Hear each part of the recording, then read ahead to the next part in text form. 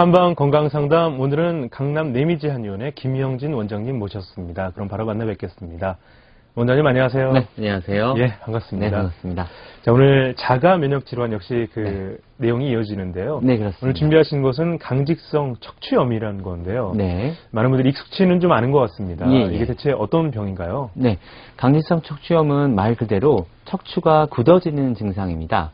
우리가 보통 흔히 이제 척추가 여러 개의 뼈로 이루어져 있으면서 유연하게 움직여야 되는데요. 이 척추 자체에 염증이 생기면서 마치 대나무처럼 뻣뻣하게 굳어지는 증상을 강직성 척추염이라고 합니다. 네. 주로 이 증상은 허리 통증과 천장 관절 부근의 염증으로 인해서 그 해당하는 부위의 통증과 더불어 말초의 관절의 통증도 나타날 뿐만 아니라 이 내부에 그 해당하는 장기에도 염증이 생길 수 있는데요. 대표적으로는 심장이나 폐 또는 눈이라든가 다른 피부에도 염증이 생길 수가 있습니다. 이런 증상들은 대부분 이제 남성들에서 20대나 40대의 남성들에서 많이 나타나게 되는데요. 최근에는 이제 남성의 여성 구분 없이 다발적으로 나타나는 경우가 많이 있고요.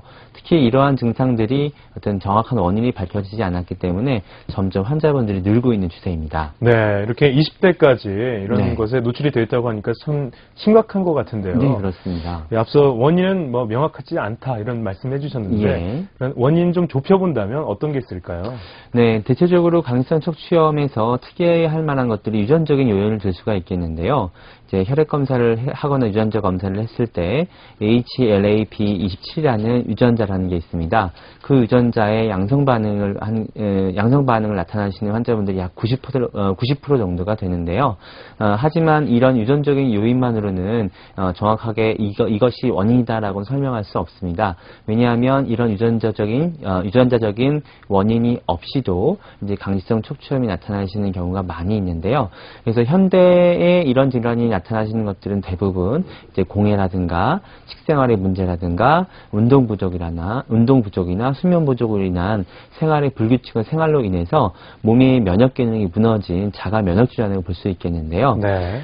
한의학적으로 봤을 때에는 관절이 굳어지고 또 굳어진 관절이 잘 움직이지 않을 뿐만 아니라 순환이 잘 안 되는 증상이 많이 나타나게 되는데 이럴 때는 주로 한의학에서는 정혈이 부족하거나 골수가 부족해서 나타나는 증상으로 보게 됩니다. 특히 이 척추는 우리 한의학에서 봤을 때 신장이 많이 지배하는 영역으로 보고 있는데요. 이 척추를 따라서 흐르는 신경과 또는 뇌 척수라든가 골수 같은 것들이 부족해지면서 이 관절 자체가 굳어지는 이러한 증상이기 때문에 한방에서는 이러한 정혈과 골수가 부족해서 나타나는 증상으로 보고 있습니다. 네.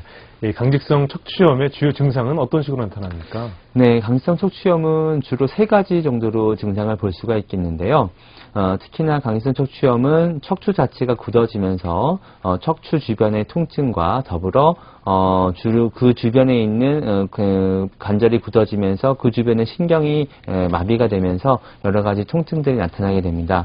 첫 번째로는 허리 통증을 줄 수가 있겠는데요. 허리 부분에 있는 척추가 많이 굳어지기 때문입니다. 허리 부분에 있는 척추가 굳어지면서 운동 범위가 제한이 되고 또 그 굳어진 척추 부분에 염증이 생기면서 굉장히 극심한 통증이 나타나게 되는데요. 그 척추 부분과 더불어서 천장 관절에도 많은 부위에 통증이 나타나게 됩니다. 두 번째로는 이제 엉덩이, 즉 골반 부위에 통증을 들 수가 있겠는데요. 네. 척추가 굳어지면서 이 골반이 천장 관절의 좌우측으로 대칭이 이루어지지 않게 되면서 그 불규칙한 대칭이 이루어지지 않는 부분으로 인해서 통증이 나타나게 됩니다. 세 번째로는 이제 말초 관절 통증을 들 수가 있겠는데요. 척추에서는 우리 몸에서부터 신경이 뻗어나가면서 팔, 다리 쪽으로 원활한 혈액이나 또는 에너지를 공급하게 해주는 이제 연결선이 있게 되는데요. 이 척추가 굳어지면서 이러한 신경이나 혈관의 흐름을 굉장히 저해하게 됩니다. 따라서 발꿈치라든가 또는 이제 그 다리 하지 부분이라든가 또는 이제 발가락 관절 끝 부분까지 통증이 나타나게 되는 경우가 많은데요. 이러한 어떤 관절의 통증 외에도 자가 면역 질환이기 때문에 내부 장기에도 영향을 미치게 됩니다. 또한 척추를 따라서 이제 모든 신경들이 전신을 흐르게 되는데 이 신경에 염증이 생기면서 말초 신경염까지도 생길 수가 있게 됩니다. 네. 그리고 또한 뭐 눈이라든가 각 해당하는 해당하는 장기에도 염증을 유발을 해서 다양한 어떤 증상들이 나타나게 됩니다. 네, 증상도 참 다양하군요. 네, 그렇습니다. 그렇다면 강직성 척추염의 한방적인 치료 방법은 어떤 게 있습니까? 네, 아까 말씀드렸던 것처럼 강직성 척추염의 가장 근본적인 이제 한의학적인 원인을 본다고 한다면 뼈가 유연하지 않고 굳어지는 증상을 들 수 있겠는데요. 한의학에서는 이런 것들을 다 정혈, 쉽게 말하면 아주 정밀로운 이제 피와 그다음에 골수, 뼈를 이룰 수 있는 이제 아주 기본적인 물질 이 부족해서 생기는 것으로 봅니다. 따라서 이러한 것들을 내 몸에서 완전히 흡수하고 채워주기 위해서는 아주 농축된 이제 약물 치료와 섭생이 필요하게 되는데요. 첫 번째로 구체적으로 설명드린다고 한다면 첫 번째로는 일반 이제 탕약이나 어떤 그 약물 치료를 할 수 있겠지만 강성 척추염 같은 경우에는 골수까지 약물이 들어가야 되기 때문에 굉장히 농축된 약을 쓰게 됩니다. 네. 그래서 예전부터 한의학적으로 이런 것들을 치료를 할 때에는 고 형태로, 그러니까 약을 오래 달여서 아주 농축된 형태인 고를 만들어 쓰거나 아니면 환을 이용을 해서 내부 깊숙이 약물이 흡수될 수 있는 이런 형태의 약물 치료법을 쓰게 됩니다. 두 번째로는 척추가 굳어지기 때문에 척추 뼈가 굳어지면서 그 주변의 건이라든가 인대라든가 근육에도 영향을 미치게 됩니다. 네. 이렇게 되면 척추가 틀어지면서 비정상적인 척추의 곡선이 나타나게 되므로 이런 것들을 예방하기 위한 척추 교정요법이 반드시 필요하게 되는데요. 강직성 척추염이라고 하더라도 척추가 한꺼번에 굳어지는 증상이 나타나시는 게 아니라 서서히 진행이 되면서 관절이 굳어지게 됩니다. 네. 따라서 이런 관절이 굳어지기 전에 적당한 교정요법을 통해서 척추를 교정을 해주게 되면 척추의 관절이 굳어지는 것들을 충분히 예방을 할 수가 있게 되고요. 세 번째로는 약침요법이나 침요법, 이런 뜸요법인 외부적인 치료 방법을 둘 수가 있겠습니다. 척추 관절이 굳어지기 위해서는 1차적으로는 관절이 굳어지기 위한 어떤 기본적인 에너지 물질이 차단이 돼야 되는데요. 이제 그런 것들을 예방하기 위해서 약침요법이나 침뜸으로 해당하는 관절이 굳어지는 부위에 원활한 혈액 공급이나 에너지 공급을 통해서 관절이 굳어지는 걸 예방할 수가 있습니다. 네, 한방적 치료 방법이 또 많이 소개가 되어 있군요. 네, 그렇습니다. 이 강직성 척추염 환자들이 그럼 생활 속에서 운동을 한다면 어떤 걸 좀 추천하시겠습니까? 네, 강직성 척추염 환자분들 운동요법은 굉장히 중요합니다. 예. 아까도 말씀드렸지만 척추 자체가 갑자기 굳어져서 아예 움직이지 못하는 게 아니라 서서히 극심한 통증과 함께 서서히 굳어지는 증상인데요. 이러한 증상이 나타났을 때에는 반드시 운동요법이 필요하게 됩니다. 특히 이제 일반적인 척추 디스크라든가 또는 이제 그 근육통이나 이제 관절통으로 인해서 나타나는 것과 다르게 운동을 하시면 하실수록 오히려 통증이 줄어드는 경우가 상당히 많습니다. 따라서 해당하는 부위에 그 예를 들어서 허리나 등이나 이제 목뼈 주변에 관절이 굳어지기 전에 그 주변의 근육이나 인대나 근막을 풀어줄 수 있는 스트레칭을 해주시는 게 굉장히 중요합니다. 또한 전문가의 도움을 받아서 척추 교정을 함과 더불어 집에서 척추를 풀어줄 수 있는 여러 가지 스트레칭을 하시는 게 굉장히 도움이 많이 되시고요. 더불어서 우리가 유산소 운동이 굉장히 좋습니다.